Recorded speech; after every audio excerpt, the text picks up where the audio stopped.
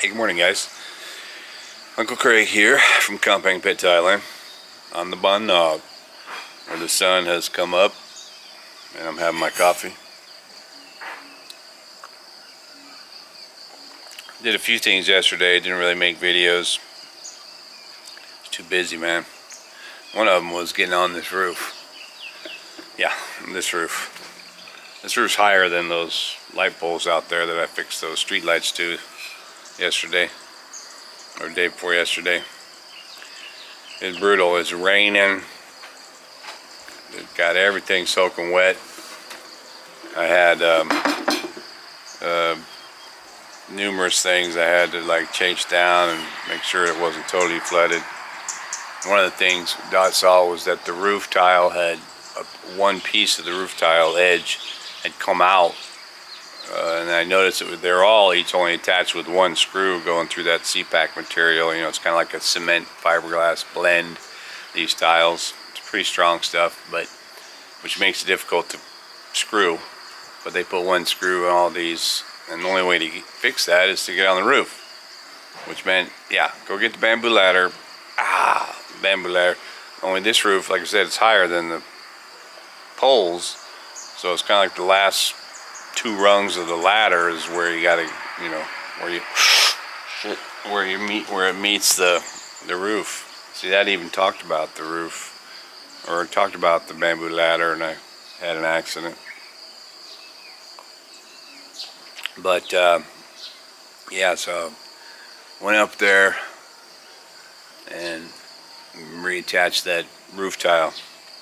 I didn't want to go hanging over the edge and screw it this way, so I just put one screw on the top, because you know how they overlap. I just put it through the overlap to hold it in place until such time I'm going to try and buy some scaffolding. I need at least three tiers of scaffolding, and then I can probably, you know, do more maintenance on the roofs and check things out. I did read in the local news, you know, there was lots of houses that were damaged from that rain. It was blowing sideways, upways. It was like coming up from the ground, you know, crazy rain. But and of course the shop area was flooded, not flooded, but it was rained on. Tools got wet. A bunch of my tools got wet and everything, because again the rain was going sideways. It was just blowing, and the wind is probably what took off that tile. And as a matter of fact, speaking of the wind, one of the things I'm going to do today, I'll get back up there on that roof, on that ladder, and I'm going to attach this. I've never seen one of these. You probably see these everywhere. Isn't that pretty? This is Ga-Lae. Right. Ga-Lae is it's really like leftover, I think, a symbol that has morphed out of the Kalae style house, or houses that were built a long time ago. You can see on these really old Thai movies, you know, black and white movies, and these old Thai style houses, especially in northern Thailand and Thai Lana style. You know, they put the houses, bamboo poles come up like this. Later it would be wood poles, and then they start to carve them. And I remember reading, kind of like when I was watching one of the Thai drama series years back, and it was real popular, and I was reading about it, a lot of different stuff, and one of the things I saw was these Kalaes were all on these houses in the northern region, where, you know, where what was Burma, you had the mix of the two different cultures where everyone was living together. But in the Thai style, they would have this, and they would make fairly elaborate carvings to kind of differentiate them in the villages between the Myanmar, what is now Myanmar, and Thai people, to kind of say like, hey, you know, this is a Thai house. I always saw that also at construction of the houses, kind of like in a lot of islands, especially places like Palau and the oldest parts of the Marianas, I guess, and everything, you know, almost any island where they would put those, you know, roofs together, and they have the little parts extended off the top where you could be able to tie it together so you can lay your thatch or banana thatch or whatever you're making your bandanas or making your roof out of. But yeah, but they don't make those houses really anymore. You see some old style that are kept, you know, museum quality. You see some that are built in more modern resort style. But the true Kalae style of houses are probably far and few between. Maybe still up in the northern Chiang Rai region. Some of the tours go up there probably. They probably built out those houses. But that symbol, because it was like this on a house, they kind of kept that symbol and it morphed into just a piece of decorative hardware that still kind of represented some of the cultural side of it, which was, you know, ward off the evil and keep in the good, and, you know, kind of a status, and a lot of different reasons. And I know that from reading before that there were different meanings in different countries, whether it was, especially in Asia, whether it was Vietnam or Indonesia or whatever, they all had their different little symbols like that at the apex of the roof. I think it's Indonesia uses the uses like the horns of a buffalo or something, and you know, bigger the horns, the more wealth you have, something like that. Anyway, attaching that Ga-Lae is probably not going to be no easy task. The CPAC material, like I said, you can't drill into it, or you can, but it's going to be tricky. And it's in a, you know, the apex of the roof has the overlap piece of tile. It almost looks like my hand right here, so I'm going to have to try and fix it. And it's a little bit rounded, so that makes it even more difficult. So I thought, you know, the epoxy, that might do the trick.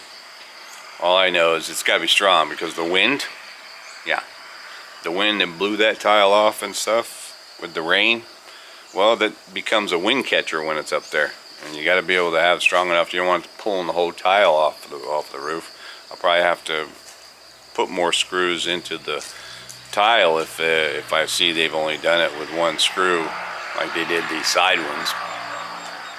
So again, pretty tricky. I want to try and do it before the sun god says no. Yeah. Alright, well, good morning, sunshine. And I'll get back at you. We'll see what we can get done today. Alright, next video.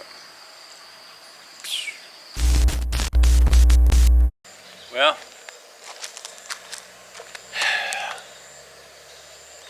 time to go get that bamboo ladder. Getting ready. So, thought I'd record this for the thrill factor. So, if you see me fall and break my neck,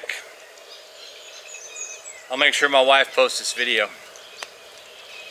Anyway, what I've done is I took a conventional ladder and I put it underneath the bamboo ladder.